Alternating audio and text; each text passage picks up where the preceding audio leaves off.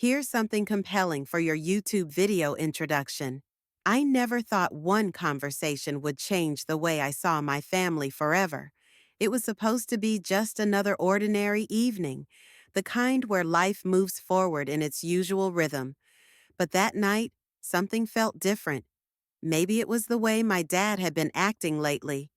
Distant, distracted, almost as if his mind was somewhere else. Or maybe it was just me, overthinking things as I often did. Either way, I had no idea that I was about to stumble into a situation that would shake everything I believed in. It all started when my dad's friend showed up at our house unexpectedly. Let's call him Mark. Mark had been around for years, a close family friend, someone I had always seen as a kind and reliable presence. He was the type of person who could make anyone feel comfortable, always cracking jokes and telling stories that made my dad laugh in a way I rarely saw. But that night, something about him seemed off. He arrived late, past the usual time people drop by for casual visits.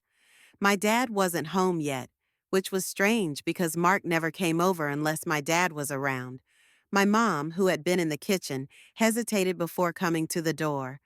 There was this flicker of something in her eyes, something I couldn't quite place. Nervousness, guilt. Whatever it was, it disappeared as soon as she put on a smile and greeted him. I remember sitting there, watching the way they interacted. It wasn't anything obvious, but I started noticing little things I had never paid attention to before. The way Mark leaned in a little too closely when he spoke to my mom.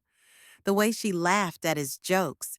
Not the polite kind of laugh, but something softer, more familiar. The way they exchanged glances when they thought I wasn't looking. It was unsettling, but I kept telling myself I was imagining it.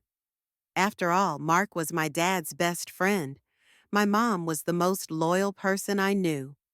Then something happened that made my stomach twist. My dad called. He was running late. Mark and my mom exchanged a quick look before she answered, her voice calm, casual, as if nothing was unusual. But I saw the tension in her hands, the way her fingers tightened around the phone. When she hung up, Mark sighed, almost like he was relieved. And then he said something that made my heart race. Guess we've got some extra time.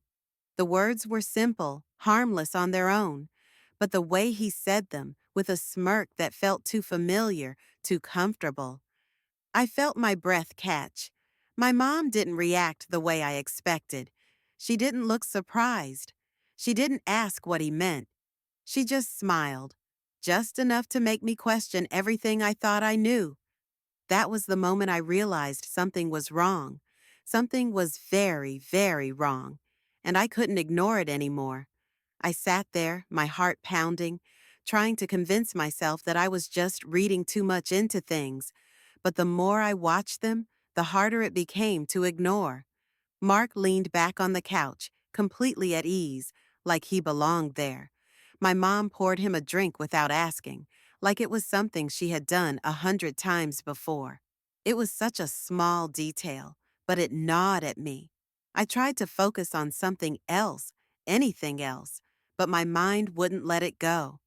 I started replaying old memories, looking for signs I had missed. Had Mark always been around this much? Had my mom always laughed that way when he was near? Suddenly, small things that had once seemed normal didn't feel so normal anymore. Like the way Mark had always gone out of his way to help my mom, even when my dad wasn't around. The way he'd drop by unannounced, always bringing something small, a bottle of wine, her favorite snack, little things that felt thoughtful, but now seemed too personal. The way my mom had defended him once when my dad jokingly complained about how much time he spent at our house. I never thought much about it before, but now, sitting there in the living room, the pieces started falling into place in a way that made me feel sick. Mark and my mom kept talking, and I felt invisible. Maybe they had forgotten I was there, or maybe they just didn't care. Their voices were lower now, more serious. I couldn't hear every word, but I caught bits and pieces. Things about plans, about timing, about being careful. I felt like I wasn't supposed to hear any of it, like I was standing on the edge of something I wasn't ready to understand. Then my mom's phone buzzed. She glanced at the screen and stood up quickly, her expression shifting. "It's your dad," she said, her voice calm, but I could see something flicker in her eyes. Mark sighed, rubbing his hands over his face. "I should go," he muttered, but he didn't move right away. He stayed there for just a second longer, looking at her in a way that made my stomach twist again. My mom nodded, but she didn't look at him.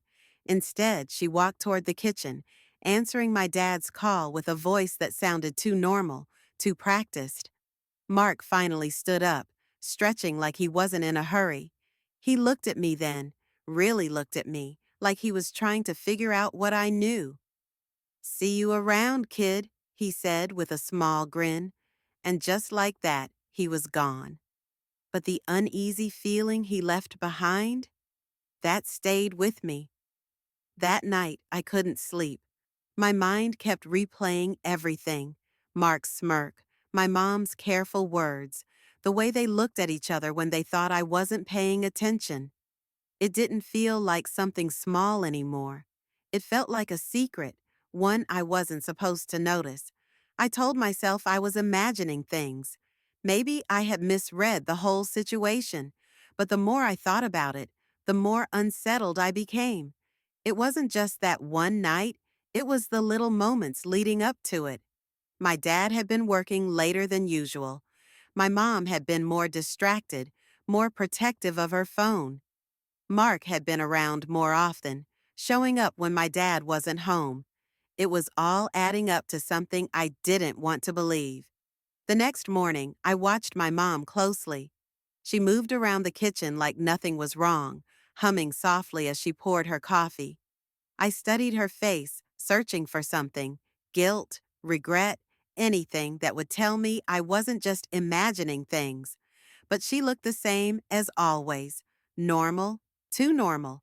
I wanted to say something. I wanted to ask, but what would I even say? "Hey, Mom, are you hiding something from Dad?" It sounded ridiculous in my head. If I was wrong, I'd just be creating problems that didn't exist. But if I was right, what then? I needed to know the truth. I needed proof. So I made a decision. The next time Mark came over, I wouldn't just sit there, pretending not to see what was happening. This time, I would pay attention. A few days passed, and I kept my promise to myself. I watched everything. I paid attention to the way my mom's mood shifted whenever her phone buzzed, how she would glance at it quickly before tucking it away. I noticed how Mark wasn't around as much now, but when he did show up, it was always when my dad wasn't home. And when he was here, there was always this unspoken tension in the air, like something just beneath the surface, waiting to be exposed. Then, one evening, it happened. I was in my room when I heard a familiar voice downstairs. "Mark." My dad wasn't home yet, and my mom hadn't mentioned expecting anyone. My heart started pounding. Quietly, I moved toward the top of the stairs, listening. Their voices were low, serious. My mom sounded nervous. "You can't just show up like this," she said. Mark sighed. "I had to see you. We need to talk." I couldn't make out everything, but I caught enough. Something about my dad, about things getting complicated. My mom told him to leave, but there was hesitation in her voice, like she wasn't sure she meant it, and then I heard something that made my blood run cold. Mark's voice dropped, barely above a whisper. "You know this can't stay a secret forever." For a second, the house felt completely still. I held my breath, my heart pounding so hard I thought they might hear it. Then, outside, a car door slammed. My dad was home. I looked down just in time to see my mom and Mark staring at each other, frozen. And in that moment, I knew, whatever was happening, it was about to come crashing down. The front door opened, and my dad stepped inside, shaking off his jacket. He looked tired, like he'd had a long day, completely unaware of the tension in the room. My mom took a step back, her expression shifting so fast that if I hadn't been watching, I might have missed it. Mark, on the other hand, didn't move right away. He just stood there, his face unreadable, like he was trying to decide what to do next. For a second, I thought he might actually say something, that the secret he and my mom were keeping was about to come out right then and there. But instead, he forced a smile, slipping back into the familiar, easygoing version of himself. "Hey, man," he said casually, as if he had just dropped by to say hello. "Was in the neighborhood, thought I'd check in." My dad smiled, completely buying it. "Good to see you, buddy." "Long day at work." He turned to my mom and kissed her on the cheek. She smiled back, but I could see it now. How forced it was, how her shoulders were just a little too tense. I expected Mark to leave, but he didn't. Instead, he stayed, chatting with my dad like nothing was wrong. My mom moved quietly around the kitchen, avoiding eye contact with him, but I could tell she was on edge. Every time my dad laughed at one of Mark's jokes, I saw the way she tensed, like she was waiting for something to go wrong. And then the second twist hit. My dad pulled out his phone, frowning at the screen. "Oh, that's weird," he muttered. "I got a call from you earlier, but there's no voicemail." He looked up at my mom. "Did you need something?" My mom froze for half a second before quickly shaking her head. "No, must have been a pocket dial." But I knew she was lying. I could see it in the way Mark's jaw tightened, how he shifted just slightly, as if preparing for something. And then it hit me. What if my dad had come home earlier than expected because of that call? What if my mom had accidentally dialed him while she and Mark were talking? My dad didn't press the issue, but something had shifted in the air. I could tell he felt it too, even if he didn't understand why.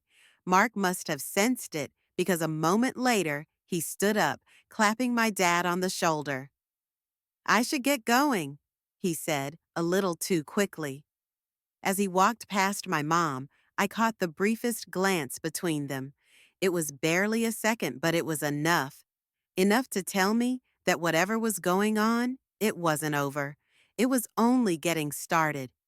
That night, the air in the house felt different, heavier.